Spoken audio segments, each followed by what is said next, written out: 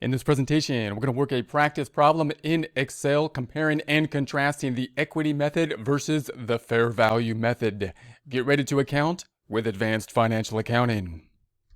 Here we are in our Excel worksheet. We're going to have the information on the left-hand side. We're going to be entering that information into the blue area on the right-hand side. We're going to be recording journal entries. We will then be posting them to a simplified trial balance here so we can concentrate on actually recording this information. We will do so for 3 years under 2 methods. So we're going to have the fair value method first, and then we're going to go to the right over here, do the same thing for the equity method. As we do so, we'll actually post this to the trial balance, and then we'll see when we go to the second year, we'll kind of close this thing out so that we can then see the actual transactions for year 2, and then the same thing for year 3.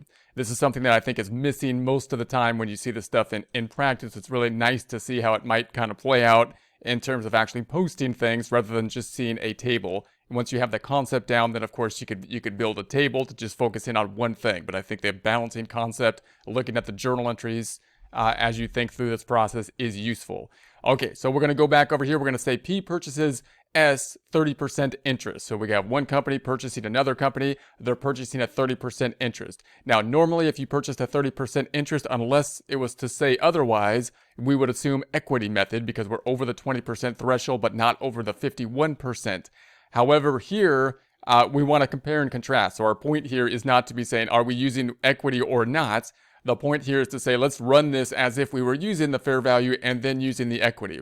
So if we were to use the fair value in this case, we might say, well, yeah, we have a 30% interest, but it's an exception because maybe someone else owns 51% and has a majority share. Therefore, our 30% is no longer influential. So and that's what we'll assume here, right? And then we'll assume that 30% is essential or influential when we do the equity method. Okay. So going back over here, this is going to be our information then. On January 2007 or 2000X7, we got 81,000 was invested by P into S for that 30% interest. And then we're going to have the information for S that is on their books, right? We have their income, their dividends, and then the fair value of the share held by P, meaning S's fair value at these points in time. So we can imagine, first we're going to imagine here at fair value. This would be the type of accounting method we would account for if we don't, just normal investments. We don't have any majority interest. We're just investing into a large company, let's say, and we don't own any influential interest. Then we would do the normal this would be the normal accounting fair value given the fact that we do not have an influence here. Now again, we have over 30%. But this is the exception because we're comparing and contrasting the two. So we're assuming someone else has 51% and therefore we're not influential in this case. Okay. So then we're going to say that if in this case then, the relevant information is not necessarily the net income of S, the company that we owe, because we can't necessarily get that income. The relevant information then is going to be the dividend information and also the fair market value of the stock, which we can get easily if it's a publicly traded stock. Let's first record the investment. So the investment's going to be straightforward. We spent 81,000, so we know cash is going down. Let's do that first. That's going to be a credit to cash of the 81,000. So that's straightforward. And then we're going to put this into an asset, and that's going to be the investment asset account. So we're going to put that into the investment asset account. So there's the debit and there's the credit. That's where we're going to start off, straightforward transaction. So we're going to then record this. I'm going to record this in L4. I'm going to say that this is going to be going up by the 81,000. And then we're going to say cash is going down. Now, obviously, when we look at our trial balance, we're looking at a very simplified trial balance. We're just focusing in on this activity so we can see what the effect of it would be in just like a balancing type of format. Okay, and then we're going to say that there's 2 things that could happen then.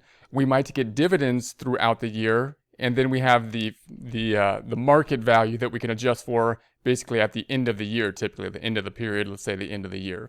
All right, so then we're going to say, all right, we got dividends. If we got dividends, we're going to say that S issued dividends total of 14,000. Now you got to be careful that in the problem and note whether they issued, what they're talking about, what was issued to P, or whether they issued total dividends. We're assuming here we mean by the problem that you issued total dividends and therefore we have to take 30% of it, our portion of the dividends. That's how many dividends we would receive.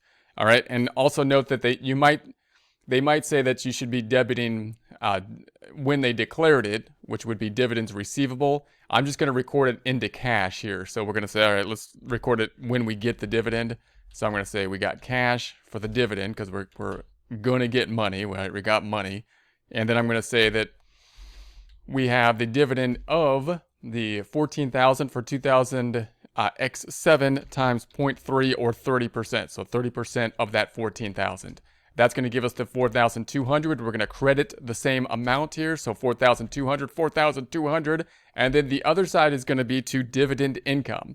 This is the thing that will differ from the equity method to the fair value method. We're recognizing income at point when we get the dividend, not when they earned the money. Presumably, they earned 43,000 and then gave a dividend of only 14,000 of it. We can't get the 43,000 because we don't have influence enough to do so. So we're waiting till we get the dividend to record the income. So what's that going to look like if we record this? I'm going to pull back over here. Then income or cash is going to go up. I'm going to do this with the keyboard now. F2 plus F2. And then scroll on back down and pick up that 4,200. And then we're going to be looking at that dividend income. That's the income account. It's over here in the income section. Now income is going up. This is going up with a credit. We're representing income with a credit here. So it's an income, not a loss, for the 4,200. So income has now increased. And then we're going to say, okay, now it's the end of the year, and we're going to look at basically our stock financial statements and say, okay, we got our report here telling us what the fair value is as of the end of the year. Let's say that, December 31st, and they say it's 101,000. Now, when we bought it, of course, we bought it at market value. And then now we're saying, well, what's the market value now? Well, how would we know what the market value is? Because like other assets, we don't know what the market value is. We don't know what the market value is on your car or on a building or on land because they're all unique. There is no other thing that I can compare it to that it's trading at this point in time exactly. But there are, because all the stocks are the same, equivalent in nature. And therefore, whatever the stock is trading for is in essence the market value. So it makes sense for us to then say, okay, well, I can record this at market value, which is basically it's on the books at 81,000 and the market says it's worth 101,000. So we're going to say, okay, well then we had an increase. Good times. We haven't realized it yet, but there's been an increase. So I'm going to say, what's that increase going to be for? It's going to be the 81. And so I can pick that 81 up. I'm not going to use a formula of this 81 here. But I want you to be picturing that number because in practice, that's what you'd be looking at. You'd be looking at the 81,000 that's actually on your trial balance or in your books and subtracting that to the other balance is going to be on the financial statement. Now it's a negative, so I'm going to put a negative in brackets around it here, so it'll be a debit. Okay, and then we're going to have a credit. And the credit is going to be going to income. So once again, revenue, it's kind of income is going up. So we're going to put it to this gain or loss account, which is going to be on the income statement. Now it's unrealized, but I'm going to put it as unrealized gain in this case. All right, so then we're going to go back up top, and I'm going to go back to the investment, and I'm going to write it down. I'm going to write it up. I'm going to write it up. Once I'm done with this, it should be up to that 101,000, which is what we would see in our stock investment report that they have given us at the end of the year, right? So then we're going to say plus the 20,000. That's what they say it's worth right now. The 108, the 101, that's the market price. All right. And then we're going to say then the other side is going to be increasing unrealized income of the 20,000. So now the income we've earned just from this investment here is now the 24,200 because all we're doing is recording that. We're ignoring everything else in our little practice problem. And then now we have our investment at the 101. So there's the 101. Okay, now let's go to what happens next year. So what we've done is we've taken the ending balances over here, and now they're the beginning balances over here for the next year, except for now, we closed out the equity section. So this entire equity section is now, of course, in retained earnings. We have nothing in the income accounts, and we're now going to move on to the next year. So now it's 2000 X8, and we didn't purchase the stock now, so no more purchases taking place. We're just going to record what happens. And what happens? Well, they had net income of 38,000. So we're going to say, all right, we're going to say that, we recorded the dividend first. Let's say the dividend first. Dividend of 29,000. So we're going to say, all right, dividend 29,000. So cash is going to go up. The other side's going to be the dividend income. So it's going to be the income. And how much was the dividend? Well, we're going to say that's going to be equal to the 29,000 that they gave total times our portion, which is 30%. 30% of that 29,000 they gave out in dividends, 8,700. That's how much we're going to get in cash. Once again, you might, in some problems, they might have it say you should do it when it's declared, which would be dividends receivable that would then be cashed later. So just be aware of that. But I think it's clearer to see that we're going to get cash. So I'm going to put that here. So, okay. Then we're going to be debiting cash. And then we've got the dividend income. Income is going to go up here when we get the dividend, not when the company earns the money. Notice we're completely ignoring this number. Completely ignoring it because we don't have influence, and we're going to wait to record the income, our 30% of the income, until they actually just, give us the money. Then we're going to say that now, at the end of the year, we got our investment report, and it says that our value is now only at 98,000. So that's lower. We're upset with that because we were at 101 last time, but it's still higher than our original investment, which was the 81,000. So we're not super mad. You kind of expect ups and downs. That's okay. So in any case, we're going to then say that it went down. So I'm going to put the debit on top, which is going to be the loss. So I'm going to use the same account. It says unrealized gain / loss. So this time it's going to be a loss and a debit, which will be kind of like an expense, but decreasing. And then we're going to say that the investment is now going down because the investment's on the books at 101. We need to compare that to what our our statement says now, which is 98,000. So we got to make that 101 98. All right. So then what I'm going to do is we're going to say the debit then is going to be the 101,000. I'm comparing what's on our books. That's what we would do in practice. Look at the old trial balance. Look at the balance sheet. See what's in there. Compare it to what's on the statement that the broker gave us, which says it's 98,000 market value. Subtract the two. 3,000 is the difference. So this investment account needs to go down by the 3,000. So I'm going to say, all right, this equals that credit of the 3,000, which should bring that investment account down to the 98,000, which would match then what the investment thing says at the end of the year that they gave us to tell us what the market value is. Okay, and then the unrealized loss this time, now we had a loss. So now our investment's at 98,000, matches what the market value is. And again, this market value, of course, is assuming the market value for just our portion, our portion. And then we're going to say that this is our net income. We had dividend income, and then there was a loss that we had to realize of that 3,000. All right, let's go to 2019. Same process. We're going to say that cash is going to be going up by the dividend that we're going to get, and that's going to be the credit's going to go to the dividend income. Let's see how much this stock gave us this time in terms of dividends. So I'm going to scroll back up top. See how much did we get for dividends this time? And we got 19,000. What's up with that? Last year it was 29. That's okay. We're going to say times 0.30% of that. So 0.30% of that is ours. And then we're going to say that's the debit, that's the credit. If we post this out, same process. This is going to be equal to cash going up for that 5,700. The other side going to that dividend income. So dividend income going up by the 5,700. Now we have on the books the 98,000. We're imagining it's the end of the third year this time. And now it's up to 108,000, that's as high as it's been. That's the new high. All right. So we only have it on the books. We look at our books and we're like, it's on the books at 98,000. And it needs to go up to 108. So in other words, we need to make this number that number.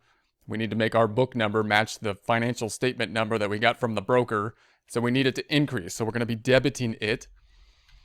And that means we're going to be crediting something on the income statement. Going to be revenue, that unrealized gain. And we're going to say that this is going to be equal to, and I'm going to be picking up this number first because it's the bigger one.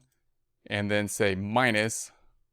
And then I'm not going to point to that one because it'll create a circle reference. So I don't want to do that. But I would be comparing it in practice to the book number, which I could pick up this number and it wouldn't hurt anything. So there it is, 10,000 increase. So the investment then is going to be going up. It's going to be going up by that 10,000. And then the unrealized gain also going up. It's going to go up by that 10,000 this time in the credit direction, however, because that's how like income statements accounts go up in the credit direction.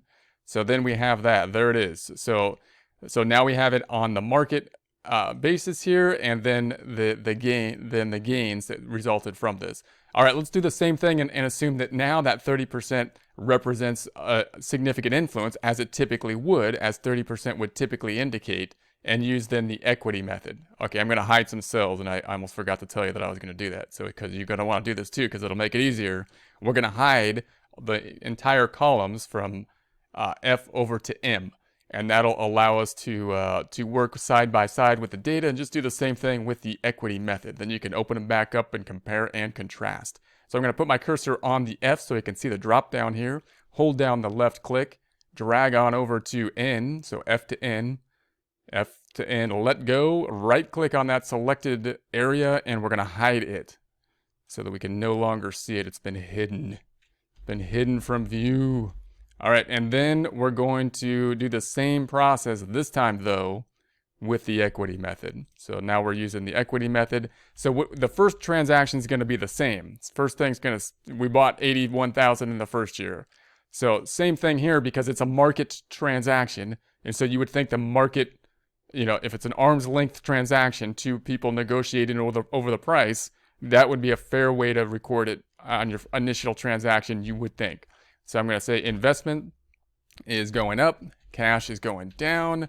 We paid, once again, both methods being the same here, 81,000.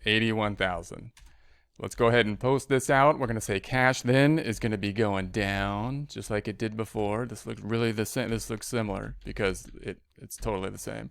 And then the next thing that's going to happen, though, and this is where things differ, is we're not going to wait till we get the dividend. We're gonna say that the company earned the 41,000. So what we're looking for is the earnings this time, not the dividend, right? We're looking to record the earnings, and then the dividend. Basically, we're assuming that the dividend is going to come out of the current year earnings. Now, remember, it doesn't necessarily have. It could be retained earnings from prior years that resulted in the dividend or whatnot. But in any case, the kind of assumption here using this method is we're going to record the portion of earnings. And then we're going to record the dividend, kind of as part of those earnings that we've received. So what does that look like? All right, let's record the earnings first. And so I'm going to say then that means that if we're going to record the earnings, we're going to increase the investment here. And the other side's going to go to income. So notice it's not dividend income this time. It's just going to be income, our portion of the income. So we're going to say that this company has earned. We're now not looking at the dividend. We're not looking at the market value. We're not looking at the stock price to determine the value. We're looking at the income. We're saying, hey, we bought it at the value that we think it's worth. And now we're going to increase it by the increase in the net income, which means we're going to take our portion of the equity, our portion of the assets and liabilities, net income representing the increase in equity in essence, right? So we're going to take our portion of the increase in equity, the net income. So the net income was, I keep on pointing to 2008 and we're on 2007 here, but it's going to be that net income in X7 times 30%, 0.3. So there we have it. So 12,900, that's going to be the debit. That's going to be the credit, except the credit's like a credit, and that's a debit. And then we're going to go over here and post it. So I'm going to be in this cell in U4, hit the F2 and then the plus and then the F2 so I can move the mouse again and then go on down to that 12,900. And then the other side is going to be on the income statement where I'm going to say equals and we'll pick up that 12,900. All right, so if we're recognizing revenue when based on the income statement, what do we do about the dividend? Well, we're not going to represent dividend income again. We've already represented the 12,900 of income. What we're going to do instead is say the dividend is now coming out of the increase in investment. It's part of the investment amount here.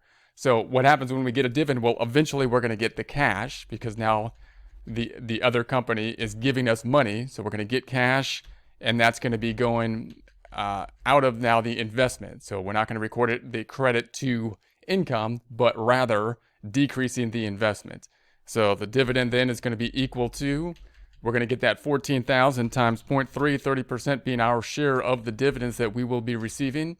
And once again, note that some problems might be debiting dividends receivable at the time declared, but I think it's easier to just, think that, the dividend represents cash that's coming from the other company to us at some point in time if it's a cash dividend.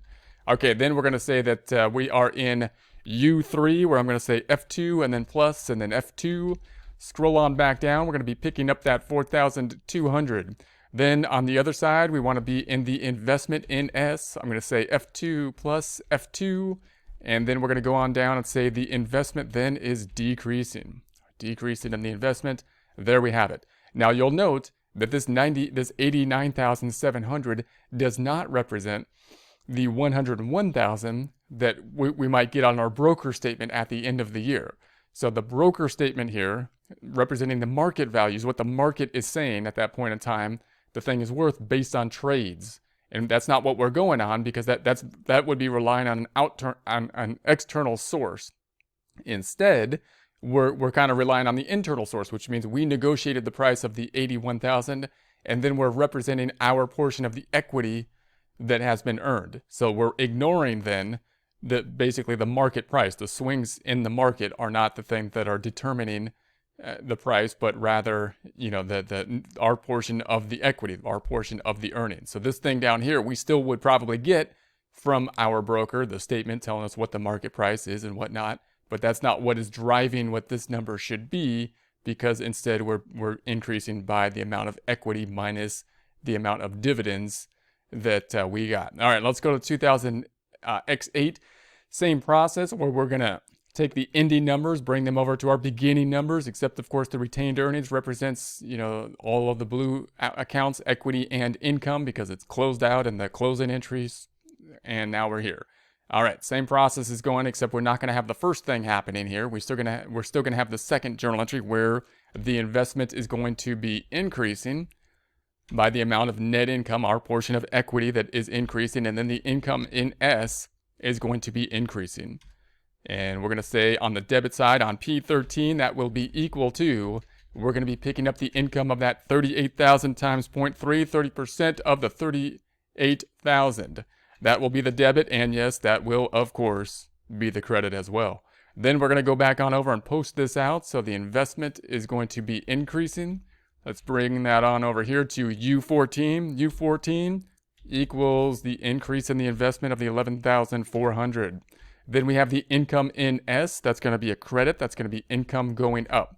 This is income going up. That doesn't mean it's a loss. It's income going up. So we have revenue of that 11,400. Next, what about the dividend? Well, when we get the dividend, cash is going to go up eventually, right? Cash is going to go up. That's what we're getting on the dividend. The company's paying us a dividend, paying us money, paying us part of the equity, and we're going to say that that will be for, how much are we going to get? How much are we going to get this time? We're going to get the total dividends they issued are the 29,000, and we own 30% of those.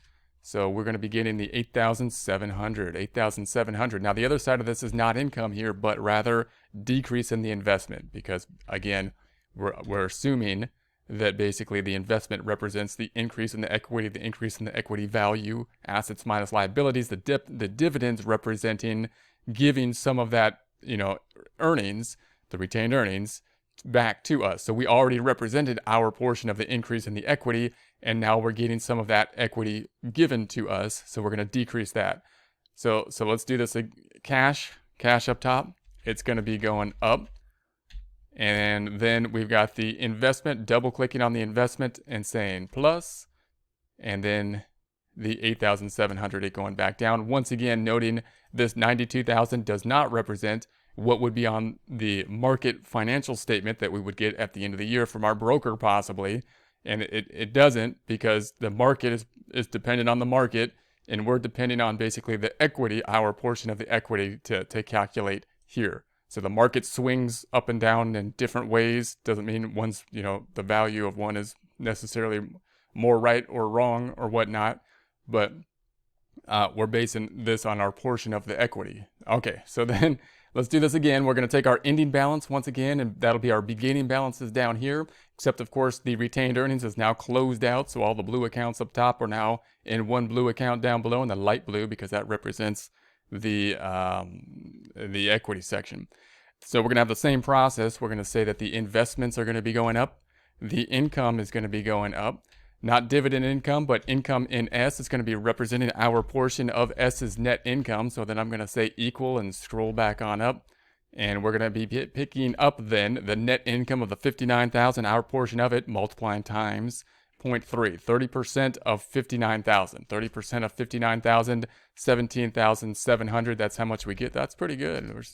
This was a good deal. Okay, so then we're going to go on over and say that we are in U23 equals, and we're going to be increasing now the value of our investment by that 17,700, and then the other side going to income. The other side going to income. All right, and then what happens when we get the dividend? Well, dividend's going to be our portion of the equity increase that we're getting. They're going to be paying us cash, so there's an increase in net income. We're going to be getting our portion of that equity increase of net income. So cash is going to be increasing, but we're not going to be increasing the income down here because we already increased that with the net income. We're assuming that's included in part of that 17,000 in essence. And so now we're going to decrease the amount that was actually given to us. We're cashing in on it in a way. So we're going to say, all right, then how much did we get in terms of dividends? How much did we get in terms of dividends? We got 19,000. 19,000 of the dividends, okay? And then I don't see how, we made more money here and they only gave us 19,000. Last year they gave us, anyway, that's okay. We're going to say times 0.3. We have significant influence. We can get more if they want. But there's massive growth potential next year, they're telling us. That's what the rumor is, so that might be worth it. There's the debit, there's the credit. We're going to go back over here and say then in U22, this is going to be equal to the 5,700, and then the investment is now going to be going back down. I'm in U23. I'm going to go into it by selecting the F2 and then the plus and then the F2 so I can move again, and then I'm going to move once I have the ability to do so to that 5,700, decreasing the investment. That 4,400 and 1,400, of course, again, not matching what we would get on the broker statement, which would be representing the market price, but rather representing our original investment plus the changes in the equity value, which are represented by the increases due to our net income, and then the decreases, the payouts of basically the equity, the retained earnings in the form of dividends. Okay, so now I'm going to unhide these cells. So I'm going to put my cursor on D. Obviously, you can see where the hidden cells are because it goes A, B, C, D, and then O, which doesn't go in like the song. So I'm going to put my cursor on D and then highlight over to O. So do, and then I'm going to right click on the selected area and then unhide the selected area. And then you could do your compare and contrast between these two methods. So these are the two methods that are typically applied. And again, they're typically going to be applied in certain circumstances, those circumstances typically being when there's significant influence, general rule over 20% unless something unusual is going on.